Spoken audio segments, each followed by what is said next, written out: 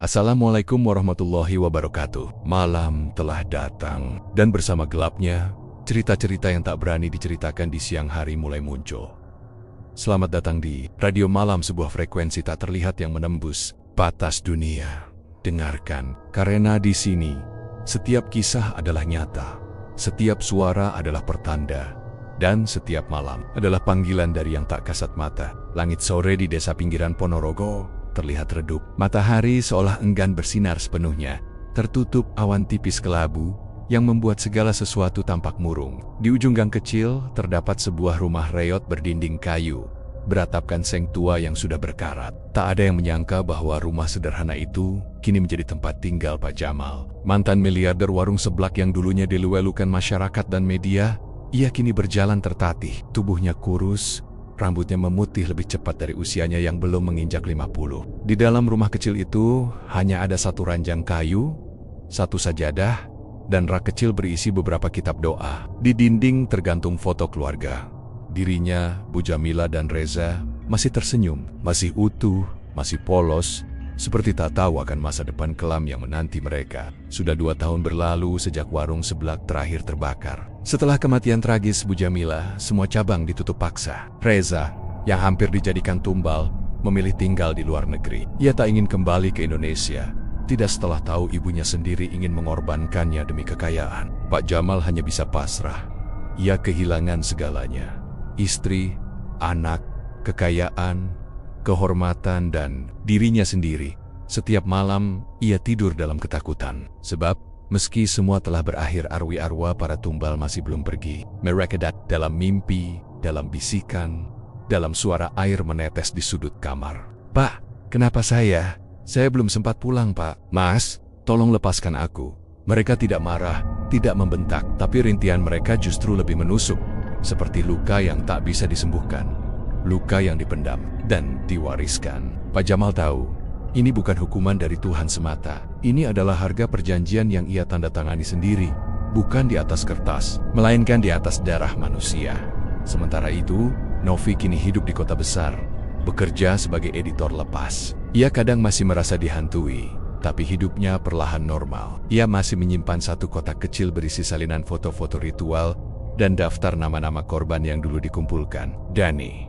Ia tidak ingin membuangnya, sebagai pengingat bahwa dunia ini punya sisi gelap yang tak bisa ditebak. Dani, yang kini tinggal di Solo, memilih jalur spiritual. Ia mendalami ilmu kebatinan dan sering membantu orang-orang yang terkena gangguan gaib. Sesekali ia mengunjungi makam-makam korban untuk mendoakan mereka. Ia tahu, meski warung seblak itu telah musnah, roh-roh yang terlanjur dikorbankan tidak semudah itu pergi. Suatu malam, Dani mendapat mimpi aneh. Dalam mimpinya, ia berdiri di bekas lokasi warung pusat yang kini sudah jadi lahan kosong. Tiba-tiba dari tanah muncul tangan-tangan hitam, merangkak keluar, membawa kendi merah yang utuh kembali. Dan suara lirih yang menyerupai suara Bu Jamila selama manusia masih rakus. Perjanjian akan tetap hidup. Dani terbangun dengan keringat dingin. Ia sadar, apa yang sudah terjadi bisa terulang kapan saja, di tempat berbeda, dengan wajah-wajah baru. Di akhir hidupnya, Pak Jamal duduk di teras kecil rumahnya setiap sore, menatap jalanan kosong, berharap seseorang datang, tapi tak ada yang pernah datang. Hanya suara angin yang berbisik pelan, membawa kembali fragmen dosa masa lalu yang tak akan pernah hilang. Suatu hari, seorang anak kecil lewat dan bertanya padanya, "Pak, benar ya dulu Bapak punya warung paling terkenal se-Indonesia?" Pak Jamal tersenyum getir, matanya berkaca-kaca.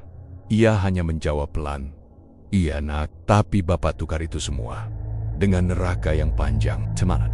Langit magetan diselimuti mendung tebal saat sebuah motor bebek tua melaju perlahan ke arah timur, menyusuri jalan sepi menuju perbatasan Ponorogo. Di atasnya duduk seorang pria dengan wajah tirus, sorot mata tajam, dan luka bekas sayatan di pelipis kiri. Ia mengenakan jaket lusuh dan membawa tas lempang penuh buku catatan dan ponsel bekas. Pria itu adalah Dani. Semua orang mengira Dani sudah mati, lenyap begitu saja setelah mencoba membongkar rahasia warung seblak Haji Jamal. Tapi malam saat ia hendak menyerahkan bukti pada seorang wartawan lokal, seseorang membekapnya dari belakang, dan ia dibuang ke hutan lereng Gunung Wilis. Entah bagaimana, ia selamat. Tubuhnya ditemukan oleh seorang petani yang sedang menggembala sapi. Dani koma selama 2 minggu, lalu menghilang dari peredaran. Ia sembunyi, menyamar, dan mengumpulkan lebih banyak bukti. Dan kini, ia kembali, bukan hanya untuk membalas dendam, tapi untuk mengakhiri lingkaran setan yang telah merenggut begitu banyak nyawa tak bersalah. Sementara itu, di rumah Pak Jamal, suasana semakin mencekam. Sejak cabang di Tulungagung dibuka dan Seno meninggal secara misterius, Pak Jamal jadi makin sering menyendiri. Ia tak lagi ikut mengurus warung, tak hadir dalam rapat, dan bahkan mulai menghindari istrinya sendiri. Namun, Bu Jamila makin aktif. Ia membuka 2 cabang sekaligus. Satu di Nganjuk, satu lagi di Sragen. Dan yang paling mencurigakan, ia mulai sering menyebut nama anak mereka, Reza, dalam doa-doa dan mantranya. Reza, darah keturunan sendiri, tulang dari tulangku. Dia akan jadi tumbal sempurna untuk mengikat kekayaan selamanya. Ucapnya sambil menaburkan bunga ke kendi merah yang kini berubah warna menjadi kehitaman. Tanpa sepengetahuan Pak Jamal, Bu Jamila telah memanggil Reza pulang dengan alasan rindu dan ingin merayakan ulang tahun warung pusat. Reza anak kita sendiri, Jamila. Jangan gila, bentak Pak Jamal saat diam-diam membaca secarik mantra dengan nama anaknya di altar belakang rumah. Namun istrinya hanya menatapnya datar. Kita sudah terlalu jauh. Reza akan mati untuk kita, atau kita semua yang mati. Malam itu, Danny tiba di warung pusat. Ia berdiri diam di seberang jalan, menatap lampu neon yang menyala terang. Sebelah Haji Jamal, pusat. Di dalam, tampak Novi masih bekerja, pucat, kurus, dan sering linglung. Danny merasa bersalah. Ia ingin menyelamatkannya juga. Ia tak bisa langsung menyerang dari depan, maka Danny menyusup dari belakang, lewat dapur kecil yang dulu sering ia bersihkan. Ruang itu masih sama, gelap, lembab, dan dingin seperti kuburan. Tapi kini ada sesuatu yang baru. Di bawah lantai kayu, Danny menemukan ruang rahasia, tangga menuju bawah tanah. Ia menyalakan senter dan menuruni anak tangga itu perlahan. Semakin ke bawah, aroma anyir dan kemenyan semakin menusuk. Dan akhirnya, ia tiba di sebuah ruang sempit, penuh boneka kafan dan foto-foto para korban. Rina, Sari, Andri, Seno, bahkan fotonya sendiri terbakar setengah. Di tengah ruangan itu, kendi merah besar berisi cairan hitam pekat menggelegak sendiri. Seolah hidup, Danny tahu, ini pusat kekuatan mereka. Ia harus menghancurkannya.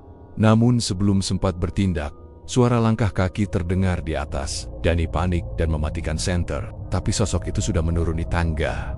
Bu Jamila, jadi kamu masih hidup, Danny? Suaranya tenang, tapi penuh ancaman. Seharusnya kamu mati waktu itu. Danny berdiri perlahan. Kalian sudah cukup membunuh. Cukup sampai di sini, Bu, cukup? Belum. Kami hampir mencapai puncaknya. Sebentar lagi kami akan punya 20 cabang. Setelah Reza, kami akan tak terkalahkan. Danny mengangkat botol kaca berisi cairan garam dan air doa yang ia bawa dari petapa di kaki Gunung Wilis. Ia melemparkannya ke kendi merah. Boom! Ledakan kecil terjadi. Kendi pecah, cairan hitam menyembur ke segala arah, dan terdengar jeritan-jeritan dari dunia lain, jeritan para arwah yang selama ini terperangkap. Bu Jamila berteriak histeris. Tubuhnya bergetar hebat, darah keluar dari hidung dan matanya. Ia seperti sedang dimakan balik oleh kekuatan gaib yang selama ini ia pelihara. Danny tak menunggu lama. Ia lari ke atas, membangunkan Novi, dan menariknya keluar. Ayo, kita harus pergi sekarang. Semua ini akan runtuh. Tak lama setelah mereka keluar, warung pusat tiba-tiba terbakar sendiri dari dalam. Api menjilat-jilat langit, dan warga mulai berkumpul. Namun anehnya, tak ada suara sirine. Tak ada hujan, seolah alam membiarkan warung itu terbakar bersama segala dosa yang dikandungnya. Pak Jamal berdiri di halaman rumah, melihat api dari kejauhan. Air mata mengalir dari pipinya. Ia tahu, semuanya telah berakhir. Beberapa hari kemudian, tubuh Bu Jamila ditemukan hangus di ruang altar. Di tangannya tergenggam foto Reza yang nyaris habis terbakar. Reza yang saat itu sedang dalam perjalanan pulang. Selamat. Ia tak pernah tahu bahwa ibunya hampir menjadikannya tumbal. Sementara Danny dan Novi pergi dari Ponorogo. Mereka membawa bukti ke seorang jurnalis investigatif nasional. Dan meski banyak pihak mencoba menetap-nutupi, berita tentang seblak pesugihan dan tumbal darah akhirnya meledak di media sosial. Semua cabang warung ditutup. Harta kekayaan Pak Jamal habis dalam waktu 3 bulan. Rumahnya dijual, mobilnya lenyap, dan kini ia tinggal di sebuah pondok kecil, bertobat setiap hari, menunggu karmanya datang perlahan. Udara di rumah utama Pak Jamal dan Bu Jamila, yang dulunya sejuk dan bersahaja, kini berubah menjadi pengap.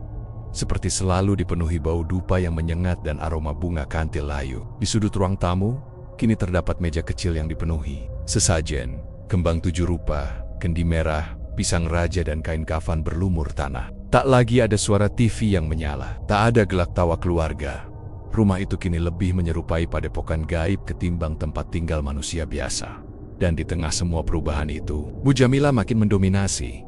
Dulu, Pak Jamal adalah pemilik ide. Dialah yang pertama punya ambisi membuka warung seblak, meski hanya dengan modal keberanian. Tapi sejak mereka menempuh jalan gelap pesugihan, kendali perlahan berpindah ke tangan istrinya. Bu Jamilah bukan lagi istri penurut. Kini dia adalah otak di balik ekspansi besar-besaran, perencana ritual, dan bahkan penentu siapa yang pantas dijadikan tumbal. Setelah hilangnya Dani di cabang Magetan, Novi jatuh sakit. Ia sering demam tinggi, mimpi buruk, dan tubuhnya kerap membiru tanpa sebab. Para pelanggan tak tahu apa-apa. Mereka tetap datang dan memuji seblak Haji Jamal yang semakin mantap. Novi sebentar lagi akan menyusul, ucap Bu Jamilah saat sarapan bersama suaminya. Suaranya pelan, tapi dingin seperti es. Masih perlu 1 tumbal lagi buat cabang Tulungagung. Pak Jamal terdiam, menatap sepiring nasi uduk yang tak disentuh. Matanya kosong. Ia mulai muak. Bukan dengan tumbal, tapi dengan dirinya sendiri, yang terlalu pengecut untuk berhenti. Di matanya, kini Bu Jamilah tak ubahnya ratu iblis yang tak pernah kenyang darah. Jamilah, sudah cukup. Kita kaya. Lihat ini rumah, mobil kita bisa hidup nyaman tanpa tumbal lagi, ucap Pak Jamal lirih. Tapi sang istri tertawa kecil, sinis. Cukup itu ilusi, Mas. Kamu kira bisa berhenti? Kalau kita berhenti, mereka datang ambil semua. Kita, anak kita, darah kita. Kamu mau? Pak Jamal ingin berteriak, tapi ia tahu istrinya benar. Setiap kali ia mencoba salat malam atau membaca ayat suci, lampu di rumah akan padam. Telinganya berdarah. Bahkan pernah tubuhnya diseret makhluk hitam dalam mimpi yang berbisik buka cabang atau mati. Suatu malam, Bu Jamilah mengadakan ritual sendiri di ruang belakang. Ia mematikan semua lampu dan menyalakan lilin-lilin merah. Di hadapan ia, berjejer 3 boneka tumbal dari kain kafan. Masing-masing bertuliskan nama, Novi, Seno, dan Lala. 3 karyawan baru yang akan direkrut untuk cabang berikutnya. Ayah meneteskan darah ayam hitam ke atas kepala boneka, lalu menyebutkan mantra dalam bahasa Jawa halus yang tak dikenali. Siji dari tumbal, loro dari tumbal, telu dari tumbal. Sukiku ora mandek, rezekiku ora antek. Loro nyowo ganti siji nyowo. Sandang pangan danggat. Di luar Rama, angin berhembus kencang, dan pohon mangga di halaman depan bergoyang hebat. Seekor kucing hitam yang biasanya duduk di teras, mendadak lari terbirit-birit. Langit mendadak gelap gulita walau malam itu seharusnya terang bulan. Sejak malam itu, Bu Jamilah mulai berubah. Tubuhnya lebih segar, kulitnya tampak lebih kencang, dan wajahnya berseri seperti wanita 20 tahun lebih muda. Namun ada harga yang harus dibayar.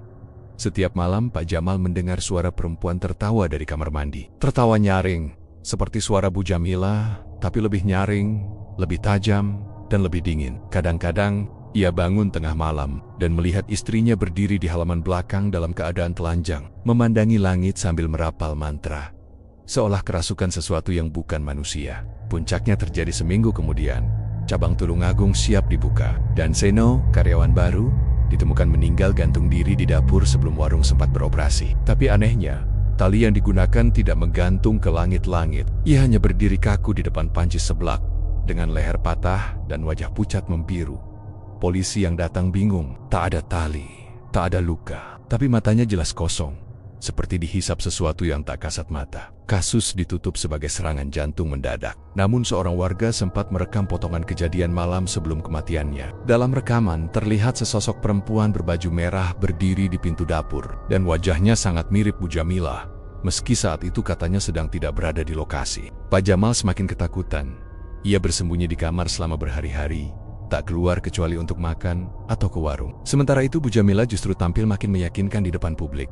Ia membuka lowongan kerja besar-besaran, membagikan kupon diskon, bahkan menyumbang ke pesantren dan panti asuhan. Tapi semua itu hanya topeng. Sebab di balik amal, doa, dan sedekahnya, ia tengah menyiapkan tumbal ke-10 jumlah istimewa. Tumbal ke-10 akan mengikat kekayaan abadi, kata dukun Gunung Bayangan dalam bisikan terakhirnya saat mereka bertemu beberapa waktu lalu. Dan orang yang akan dijadikan tumbal kali ini bukan karyawan, tapi seseorang yang lebih dekat malam itu. Bu Jamilah duduk di kamar dengan mata menatap kosong ke arah jendela. Di depannya, selembar foto lama tergeletak, foto dirinya Pak Jamal dan anak laki-laki mereka, Reza, yang kini sedang kuliah di luar kota. Ia menatap foto itu sambil berbisik pelan, kalau Mas Jamal mulai melemah. Mungkin waktunya aku pilih Reza, tumbal darah sendiri. Hasilnya lebih kekal. Warung cabang keempat sebelah Haji Jamal akhirnya dibuka di kota Magetan, kota sejuk di kaki Gunung Lawu. Tempat wisatawan sering singgah untuk menikmati udara dingin dan kuliner pedas. Ruko yang digunakan tampak lebih mewah daripada cabang. Sipil dindingnya keramik putih, meja-meja kayu mengkilap, dan spanduk merah terang terpampang besar di bagian depan. Sebelah Haji Jamal, cabang resmi Magetan dari luar. Tak ada yang aneh. Tapi di dalam, warung itu menyimpan aura gelap yang tak kasat mata. Kali ini, Bu Jamila merekrut 2 karyawan baru. Dani, pemuda asli Magetan yang berpengalaman kerja di restoran cepat saji, dan Novi, mahasiswi tingkat akhir yang bekerja paruh waktu. Dani orangnya kritis dan tak mudah percaya. Ia punya insting tajam terhadap sesuatu yang ganjil. Sementara Novi lebih pendiam dan cenderung penurut. Mereka berdua langsung bekerja di hari pertama pembukaan cabang. Sejak awal, Dani sudah merasa ada yang tak beres. "Pak, ini dapur kok baunya kayak bau basi, masjid?" tanya Dani saat pertama kali membersihkan peralatan. Pak Jamal yang datang khusus mengawasi pembukaan cabang hanya menjawab singkat, "Itu wajar, panci baru, kan?"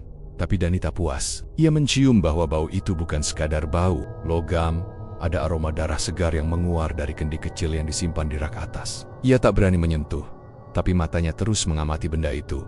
Beberapa hari bekerja, Dani juga menyadari hal aneh lainnya. Kamera CCTV di dapur selalu mati saat jam 3 pagi, meskipun listrik tidak pernah padam. Lalu, setiap pagi, selalu ada bekas tanah kuburan di sudut belakang. Meski semua karyawan sudah mengepel bersih malam sebelumnya. "Ini tempat warung atau tempat ritual sih?" gumam Dani dalam hati. Kecurigaannya makin kuat ketika Novi menceritakan pengalamannya di hari ketiga. "Dani, semalam aku tidur di kamar atas. Tahu-tahu pintu kebuka sendiri. Terus aku lihat bayangan perempuan jalan ke dapur. Kukira kamu, tapi nggak ada siapa-siapa," bisik Novi dengan wajah pucat. "Serius kamu?" Doni menegang ija. Dia jalannya pelan banget, terus hilang di depan tempat cuci piring. Dani tak ingin Novi makin takut, jadi ia mencoba menenangkan. Tapi diam-diam, ia mulai mencatat semua kejadian aneh di buku kecil. Bau amis menyengat dari kendi CCTV mati tiap jam 3 pagi. Bayangan wanita di dapur, lampu toilet berkedip jam 02,3 bekas tanah kuburan di belakang warung malam keempat. Dani memutuskan untuk menyelidiki sendiri. Ia pura-pura tidur di ruang staf, lalu dayam-dayam keluar jam 2:45 dini hari. Lampu dapur sudah dimatikan, tapi Dani membawa senter kecil. Ia masuk ke area belakang warung, membuka pintu kecil yang jarang digunakan, dan menemukan lubang tanah kecil seperti baru digali. Di situ, ia melihat ada benda terbungkus kain putih. Dani menahan napas, lalu mengangkatnya perlahan. Saat dibuka, isi bungkusan itu membuat darahnya berdesir. Boneka berbentuk manusia, dililit benang merah, dan di dalamnya ada foto Novi, setengah terbakar, bersama rambut hitam yang mirip milik Novi juga. "Ini bukan warung, ini tempat pesugihan," gumamnya dengan suara tercekat. Tak menunggu lama, Dani langsung memotret semua bukti dan kabur keluar. Ia tidak langsung pulang, tapi menuju ke warnet 24 jam di dekat alun-alun Magetan. Di sana, ia mengirimkan foto-foto itu ke email pribadi, dan menyimpan salinannya ke flash disk. Ia juga mencoba menghubungi wartawan lokal yang punya kanal YouTube investigasi, namun belum sempat semuanya dipublikasikan. Keesokan harinya, Dani menghilang. Novi kaget saat tahu Dani tak masuk kerja. Ponselnya tak bisa dihubungi, sepedanya masih terparkir di halaman warung, tapi tak ada tanda-tanda keberadaan. Durinya, polisi hanya menyebutnya sebagai hilang sukarela, karena tak ada tanda kekerasan. Tapi Novi tahu, Dani tidak akan pernah kabur begitu saja. Terutama setelah semalam ia menerima pesan terakhir dari Dani yang isinya hanya satu kalimat, "Jangan makan sebelaknya lagi." Mereka kasih kuah dari tumbal. Sejak saat itu, Novi mulai ketakutan. Ia sering melihat bayangan Dani berdiri di dapur. Tubuhnya basah, seperti baru ditarik dari sungai, dengan mata kosong yang menatapnya tanpa ekspresi. Bahkan suatu malam, Novi menemukan tulisan dengan sabun di cermin kamar mandi. "Aku tumbal selanjutnya. Pergilah." Namun Novi tak tahu harus kemana. Ia sudah terlalu dalam. Dan siapapun yang tahu rahasia warung ini, hanya punya dua pilihan: diam atau mati. Langit malam di Ponorogo tampak mencekam. Awan-awan hitam menggantung rendah di atas warung pusat sebelah Haji Jamal, seolah menunggu waktu untuk menumpahkan kutukannya. Tak seperti biasanya, Malam itu warung mendadak sepi. Hujan turun rintik-rintik dan jalanan yang biasa ramai dengan antrean pembeli kini sunyi. Bahkan suara kodok pun seakan enggan bersuara. Di dalam warung, Pak Jamal duduk termenung. Tangan kirinya menggenggam tasbih. Mulutnya komat-kamit membaca zikir, tapi matanya merah. Johnson, ia tak lagi seperti bos sukses yang sering tampil di media. Janggutnya tak terurus, wajahnya pucat, dan tubuhnya terlihat lebih kurus dari biasanya. Sudah beberapa malam berturut-turut, ia tidak bisa tidur. Setiap kali memejamkan mata, ia melihat wajah-wajah orang mati. Rina dengan mata melotot penuh darah. Sari dengan tangan membiru dan leher patah. Andri dengan tali menggantung di leher dan senyum kaku yang menyeramkan. Yang paling menyiksa adalah suara mereka. "Pak, saya belum gajian, Bu. Anak saya masih nunggu saya pulang. Mas Jamal, kenapa saya?" Itu datang bukan hanya dalam mimpi, tapi juga saat ia sedang duduk, mandi, bahkan saat warung sedang ramai. Seolah-olah dunia nyata dan alam arwah mulai menyatu, merobek batas logika yang selama ini ia pegang. Di dapur warung pusat, sendok-sendok sering jatuh sendiri. Kadang, gas kompor menyala tanpa sebab. Pernah suatu malam, Bu Jamila menemukan satu panci kuah mendidih, padahal kompor tidak menyala. Dan lebih anehnya, saat dituang, kuah itu berubah menjadi cairan kehitaman yang menebar bau amis seperti darah. Namun, bukan hanya mereka berdua yang merasakan gangguan. Seorang karyawan baru bernama Wulan, gadis periang yang baru bekerja 2 minggu, mulai merasa tidak nyaman, Bu. "Saya kayak sering lihat bayangan hitam di belakang warung waktu saya nyapu," ucap Wulan saat sedang mencuci piring. Bu Jamila menatapnya tajam. "Jangan kebanyakan mikir, fokus kerja. Bayangan itu bisa jadi cuma kucing." Wulan mengangguk pelan, tapi dalam hatinya merasa ada yang tidak beres. Apalagi ketika suatu malam, saat ia bersih-bersih, ia melihat lukisan wajah seseorang tergores sendiri di kaca jendela. Dapur, wajah perempuan, pucat, menangis dengan bekas luka di leher. Saat ia memanggil rekan kerjanya, bayangan itu sudah menghilang. Tapi kaca itu tetap berembun dan dingin, meski suhu udara tidak terlalu rendah. Sementara itu, di warung cabang Trenggalek, Lukman, satu-satunya karyawan yang tersisa sejak kematian Sari, juga mulai diganggu. Ia sering mendengar gelas pecah sendiri di tengah malam, atau suara orang berjalan di lantai atas padahal warung itu satu lantai saja. Puncaknya terjadi saat salah satu pembeli kerasukan di cabang Pacitan. Seorang wanita muda tiba-tiba menjerit histeris di tengah suapan seblak, menggigit sendoknya sendiri hingga berdarah, lalu meracau, "Darah! Seblaknya dari darah! Kalian semua makan daging orang mati!" Ia lalu pingsan di tempat. Video itu sempat viral di media sosial, membuat nama seblak Haji Jamal kembali menjadi perbincangan. Tapi kali ini bukan karena pujian, melainkan kengerian. Namun Bu Jamila tetap tenang. "Tenang, ini ujian kecil. Kita sudah terlalu kuat untuk dihentikan oleh arwah lemah," ujarnya sambil menyapu sisa darah di lantai dapur dengan tangan kosong.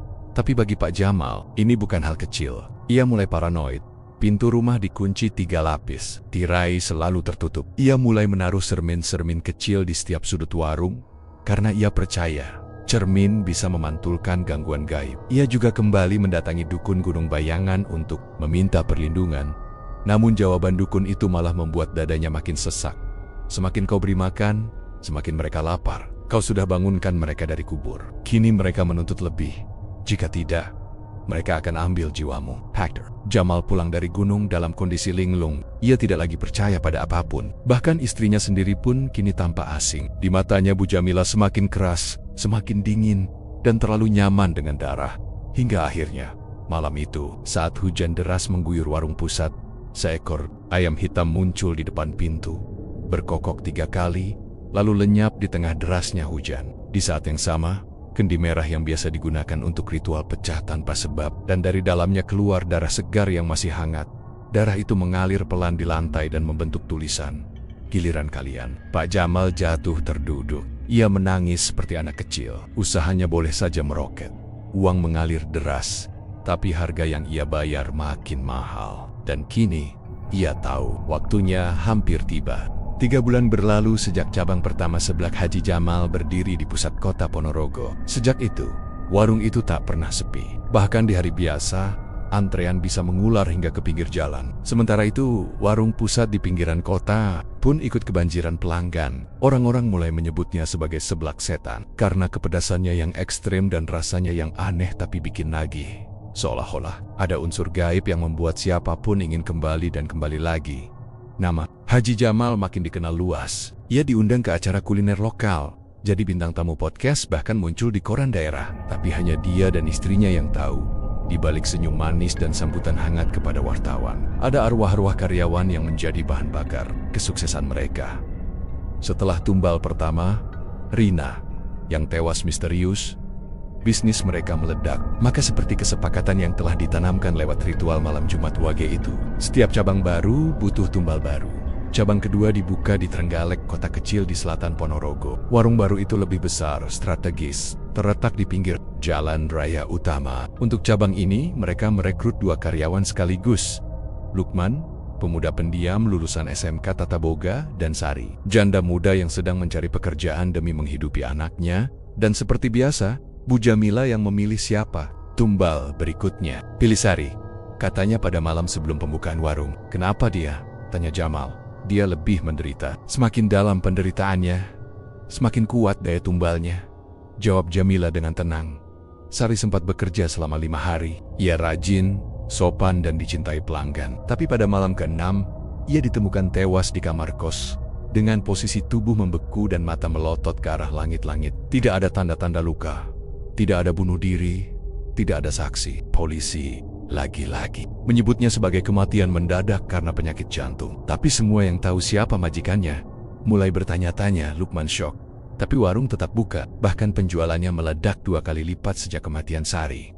Pembeli berbondong-bondong, seolah tak peduli. Bahkan ada yang berkata, seblaknya makin mantap sekarang. Rasa kuahnya beda, nyeret ke lidah. Pak Jamal mulai gelisah. Ia melihat wajah Sari dalam mimpinya. Tubuhnya terbaring kaku di dapur warung, dengan rambut basah dan mata menatap tajam ke arahnya. Tapi setiap kali ia hendak berhenti dan membatalkan rencana membuka cabang baru, Bu Jamila selalu berhasil menenangkannya. Ini semua untuk kita, untuk anak cucu kita nanti. Arwah mereka juga tenang. Mereka mati memberi kehidupan, bisik Bu Jamila sambil menyuapkan makanan ke mulut suaminya.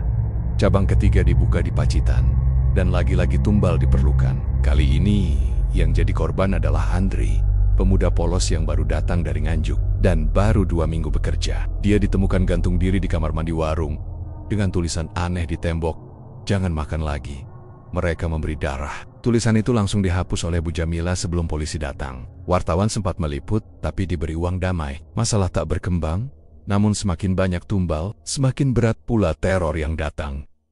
Pak Jamal mulai sering mendengar suara bisikan di kamar, piring yang pecah tanpa sebab, dan pintu dapur yang terbuka sendiri tengah malam. Ia juga kerap mimpi didatangi arwah Rina, Sari, dan Andri. Mereka berdiri diam di dalam mimpi, menatapnya dari kejauhan tanpa kata-kata, hanya tatapan penuh luka. Sementara itu, Bu Jamila seperti tak terpengaruh. Ia malah semakin aktif mengatur keuangan, menghubungi agen properti, dan merancang cabang keempat. Setelah ini kita buka di Madiun, ucapnya penuh semangat. Tapi cukup, Jam, kita sudah cukup kaya. Rumah udah baru, mobil ada 2, rekening penuh. Sampai kapan kita terus begini? Pak Jamal mulai bimbang. Mas, kamu lupa dari mana semua ini berasal? Kita sudah berjanji, kalau kita berhenti, semua akan diambil kembali, bahkan lebih, termasuk nyawa kita sendiri. Kalimat itu mengunci mulut Pak Jamal. Ia tahu benar, ritual itu bukan main-main. Ia sudah terlalu dalam. Celo Lujo tak bisa kembali lagi. Tapi malam itu, saat ia sendiri di dapur pusat, ia menemukan kendi merah, tempat cairan ritual, retak sedikit, dan saat ia menyerotinya dengan lampu senter, dari dalamnya muncul mata. Mata kecil, tapi hidup, menetek ke arahnya, dan kemudian menghilang. Pak Jamal menjerit dan menjatuhkan kendi itu. Cairan merah mengalir ke lantai seperti darah. Dari balik bayangan, suara lirih terdengar, seperti napas dari kegelapan. 1 tumbal, 1 cabang, 2 tumbal, 2 jalan, 3 tumbal, dan jiwa akan tertelan.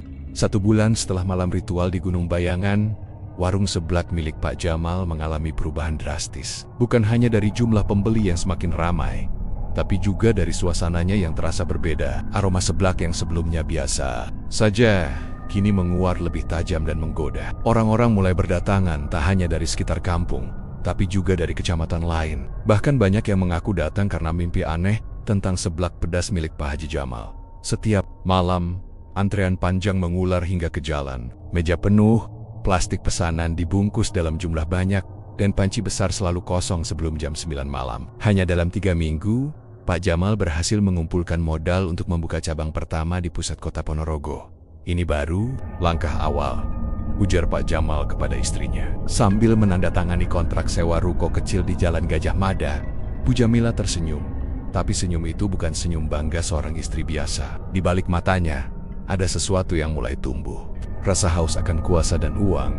Sudah saatnya kita cari karyawan baru, ucapnya malam itu. Sudah kamu pilih siapa? Tanya Pak Jamal, tanpa perlu menjelaskan maksud di balik pertanyaan itu. Namanya Rina, anak muda, lugu, polos. Dia anak kos baru yang kerja sambilan. Aku lihat dia cocok dan cukup bersih, ujar Bu Jamila, sambil menatap ke arah foto seorang gadis berambut panjang yang diselipkan ke dompet. Rina datang keesokan harinya, umurnya sekitar 20 tahun, asalnya dari daerah Sau. Wajahnya ceria, sopan, dan ia langsung disambut hangat oleh Bu Jamila yang memperlakukannya seperti anak sendiri. Rina, kamu bantu di cabang ya. Warung baru Mas Haji butuh orang yang rajin, gajinya lebih tinggi, kata Bu Jamila. Wah, terima kasih banyak Bu, saya senang sekali. Semoga betah kerja di sini, ujar Rina dengan senyum lebar. Warung cabang itu dibuka dengan sederhana. Tak ada upacara potong tumpeng atau pengajian, hanya mereka bertiga, Pak Jamal, Bu Jamila, dan Rina, yang membuka pintu warung dan menggelar panci kuah pertama yang sudah dicampur dengan cairan dari kendi merah hari pertama. Warung itu langsung laris. Puluhan anak muda nongkrong sambil mengacungkan jempol karena rasa seblaknya dianggap beda dari yang lain. Beberapa food vlogger lokal mulai datang, mengunggah konten, dan menulis, "Seblak Haji Jamal, sensasi setan dalam kuahnya.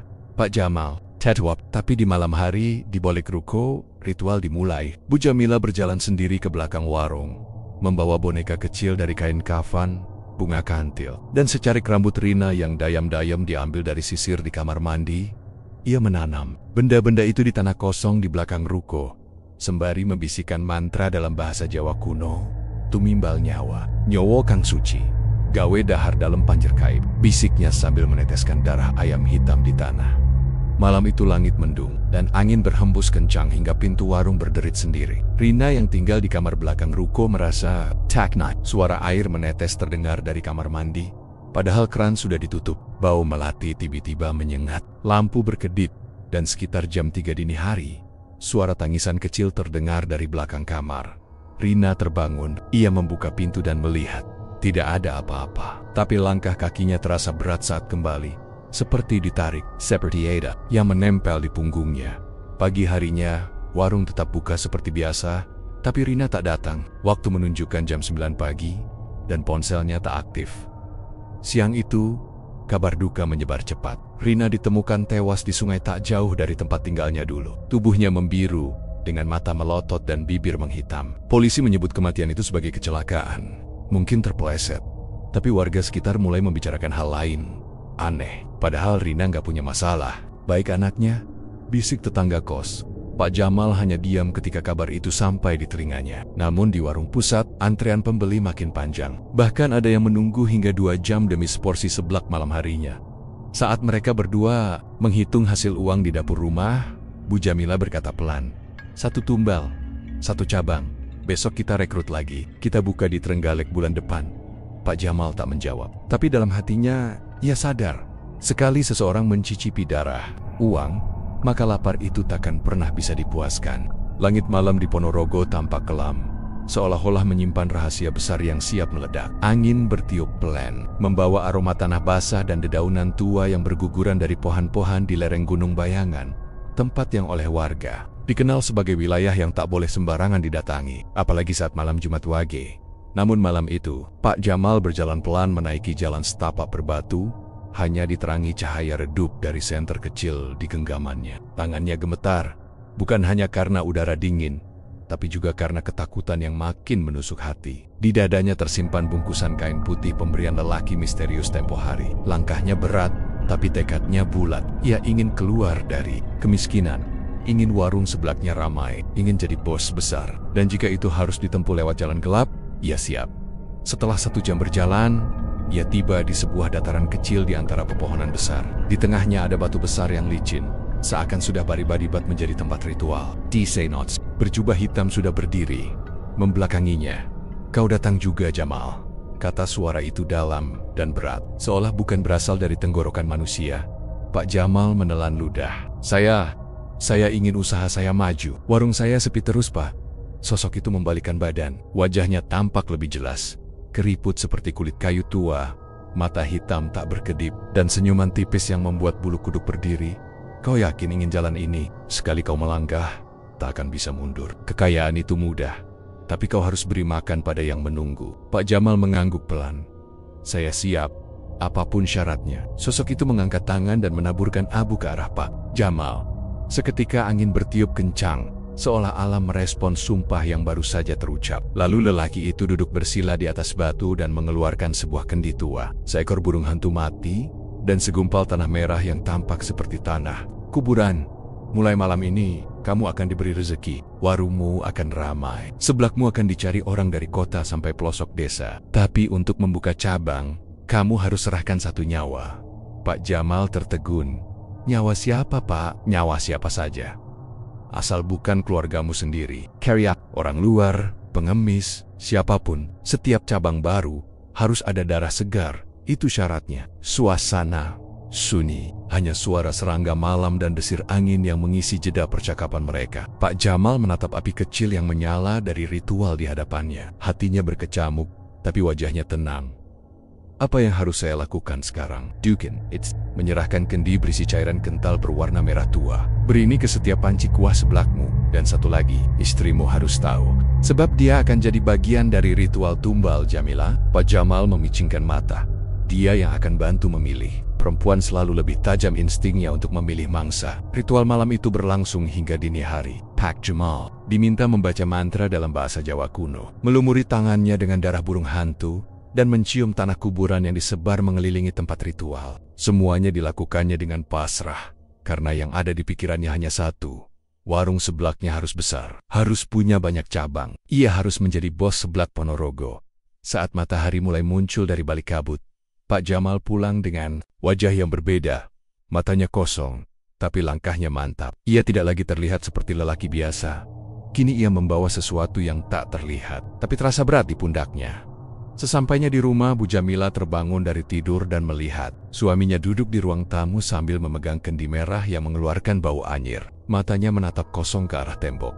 "Kamu dari mana, Mas?" tanya Bu Jamila setengah takut. Pak Jamal tidak langsung menjawab, tapi perlahan ia menoleh dan berkata pelan, "Kita akan buka cabang, Jamila, tapi kamu harus bantu aku memilih tumbalnya." Mata Bu Jamila melebar, namun alih-alih ketakutan, senyum tipis justru muncul di wajahnya. Entah karena cinta atau karena ambisi, ia menjawab, "Siapa yang pertama?" Malam itu, hujan gerimis membasahi jalanan sempit di pinggiran kota Ponorogo. Di bawah cahaya temaram lampu jalan, seorang pria berusia 40 tahun tampak sibuk menata meja dan kursi plastik di depan sebuah warung sederhana yang baru dibukanya. Pria itu adalah Pak Jamal, seorang mantan sopir truk yang memutuskan berhenti dari pekerjaannya setelah terkena PHK. Ia kini memulai usaha kecil menjual seblak, makanan khas Sunda yang kini mulai populer di Jawa Timur. "Ma, tolong ambilin kerupuknya." "Tidak apa, nanti dingin. Susah ngembang," ujar Jamal kepada istrinya, Bu Jamila, yang sedang mengulek bumbu di belakang. Warung itu berdiri di sebuah lahan kontrakan kecil. Bangunannya setengah permanen dengan atap seng yang berisik setiap kali hujan turun. Tak ada yang istimewa dari warung tersebut, selain spanduk besar bertuliskan, "Seblak Haji Jamal." Pedasnya nampol, padahal gelar haji itu sebenarnya belum pernah disandang Jamal. Itu hanya siasat dagang. Hari pertama, tak ada satupun pembeli yang datang. Hari kedua, hanya 2 orang anak muda yang iseng mampir dan cuma beli minum. Hari ketiga, seorang tetangga mampir, tapi lebih banyak bosi-basi ketimbang makan. Pak Jamal mulai gundah, tabungan yang tinggal sedikit mulai tergerus untuk beli bahan-bahan. Dan setiap malam ia hanya bisa menatap genteng warungnya yang bocor sambil menghela napas panjang. "Apa kita salah langkah ya, Mas?" tanya Bu Jamila lirih suatu malam sambil melipat baju. Pak Jamal tak langsung menjawab. Matanya menatap lenggit-lenggit kamar yang penuh tambalan triplex. "Orang lain bisa sukses, kenapa kita enggak? Mungkin kurang promosi atau kurang tempat strategis," jawabnya, mencoba meyakinkan diri sendiri. Namun kenyataannya, warung itu tetap sepi. Meskipun mereka sudah jualan sejak pagi hingga malam, Hasilnya tak cukup untuk beli beras esok hari. Bahkan, tetangga sebelah yang baru buka usaha kopi kekinian malah selalu ramai. Pak Jamal mulai merasa iri. Beberapa minggu kemudian, seorang teman lamanya, Ujang, mampir ke warung. Ujang dulunya juga sopir truk, tapi sekarang katanya sudah buka usaha percetakan dan punya motor gede. Saat bertemu Jamal, dia tertawa lebar. Jamal, kamu jualan seblak? Keren juga, tapi kok sepi amat?" godanya. Jamal hanya bisa tersenyum kecut. Mereka mengobrol panjang, sampai akhirnya Ujang mencondongkan tubuh dan berkata pelan, "Kalau kamu mau, aku punya kenalan. Dia bisa bantu biar warung kamu rame terus." Jamal mengernyit. "Maksudmu? Dukun?" Ujang hanya tersenyum misterius dan menepuk bahu Jamal. "Bukan dukun, cuma ya semacam perantara. Banyak pengusaha sekarang yang jalannya begitu." Hari itu, kata-kata Ujang seperti menancap di benak Jamal. Sepanjang malam, ia tak bisa tidur. Ia menatap istrinya yang sudah lelap dan bertanya dalam hati, "Kalau aku lakukan itu, apa aku berdosa?" Tapi ini demi keluarga. Keesokan harinya, Jamal tak langsung pergi ke dukun, tapi sesuatu dalam dirinya mulai berubah. Ia jadi lebih sering melamun, lebih pendiam. Bahkan saat Bu Jamila mengajaknya bicara soal strategi diskon untuk pelanggan, ia hanya mengangguk tanpa semangat. Namun, titik balik terjadi seminggu kemudian. Pak Jamal pulang dari pasar dengan wajah muram karena tahu harga bahan pokok naik lagi. Di tengah perjalanan, ban motornya kempes dan ia harus menuntun jauh sampai ke bengkel. Saat melewati kawasan Gunung Bayangan, sebuah bukit kecil yang terkenal angker, hujan deras turun tiba-tiba. Pak Jamal berteduh di bawah pohon besar. Ketika tiba-tiba muncul sosok lelaki tua berjubah hitam dari balik kabut. Wajahnya penuh keriput, matanya tajam dan suaranya dalam. "Jamal, kau ingin warungmu ramai? Kau ingin kaya kan?" Pak Jamal tersentak. "Bapak siapa? Bukan itu yang penting. Tapi aku tahu apa isi hatimu. Kau ingin warungmu punya cabang, ingin jadi bos besar. Tapi ingat, semua ada harganya." Sosok itu menyodorkan sebuah bungkusan kecil dari kain mori putih. "Ambil ini. Kalau kau serius, datanglah ke bukit ini malam Jumat Wage. Sendirian, tanpa istrimu." Hujan berhenti mendadak. Pak Jamal kebingungan. Sosok itu sudah tak ada. Ia berdiri terpaku di bawah pohon, menggenggam bungkusan aneh itu. Lalu dengan langkah berat, ia melanjutkan perjalanan pulang. Malam itu, ia membuka kain putih itu dengan gemetar. Di dalamnya ada bunga kantil potanggun kuku, sehelai rambut, dan secari kertas bertuliskan aksara Jawa kuno. Dadanya terasa sesak. Bu Jamila datang dari dapur. "Mas, kamu kenapa?" Pak Jamal buru-buru menyembunyikan bungkusan itu ke dalam lemari. "Enggak, cuma masuk angin." Namun di balik kata-katanya, sesuatu telah berubah di dalam hati Pak Jamal. Ia tahu hidupnya tak akan pernah sama lagi.